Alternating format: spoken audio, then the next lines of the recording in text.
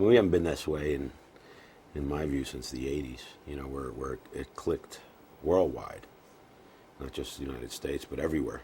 Um, to me, that's a milestone for us. You know, after 20, almost 25 years being together, and to be able to get audiences, you know, from 10 to 65. You know, so I think it's we're very excited about that. Right from the beginning, we went to Japan, um, the South Pacific Rim, Australia, South Africa, all of South America.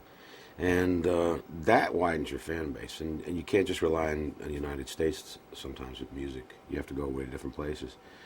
So that broadened our fan base. And I think the songs that we've been true to ourselves and haven't really copied anybody. And, you know, when it was time to cut our hair, we did. Because we just grew out of it. You know, we grew out of the '80s and the clothing. I mean, some of it, you look at it now, it's pretty funny. But it worked at that time. And we evolved, I think, as people, human beings, as adults, as family men, as musicians, and more importantly, as a band. And, you know, it's exciting to still be doing this with the freshness that you had when we started out when we were 16 years old. You know, so I really attribute it to the honesty that we have to the craft. There's a big advantage of being together for so many years as a band. I mean, I feel bad for comedians. You know, they have to go by themselves and they have nobody to banter off of. We're probably as close as any family can be. Although we don't live together when we're off the road, but when we're on the road, we're constantly together. And our common goal is, of course, the music.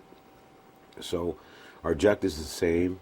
Our you know, values are the same, pretty much. And our I guess our side projects and diversification and other things in life are different, and we've always accepted each other and pushed each other in different venues and works of that we've done, whether it's musically or in philanthropy. You know, we've always helped each other, and the respect value that gets, you know, through the years. The four of us have still been together and still enjoy it for that reason. I'm an only child. Father worked at the docks. My mother worked as a purchasing agent in New York City, so I had some time on my hands, and I got into art. When I was about 12, I started getting into music, and I put the art aside. I thought music was a little more exciting, and it was. But fortunately, through time, playing music for so many years, I've been playing almost 40 now. In the mid-'90s, early '90s, I went back to painting full scale. And it gave me the freedom and the spirituality I needed as an individual, not having to have a band. I mean, a drummer doesn't normally play by himself. And as you could have a guitar or a piano and sit in your room. So for me to have that spiritual release where you can't get arrested for it is phenomenal for me. So I naturally went back into painting quite heavily. I play jazz, I play R&B, I play rock and roll, I play country music. I have in the past.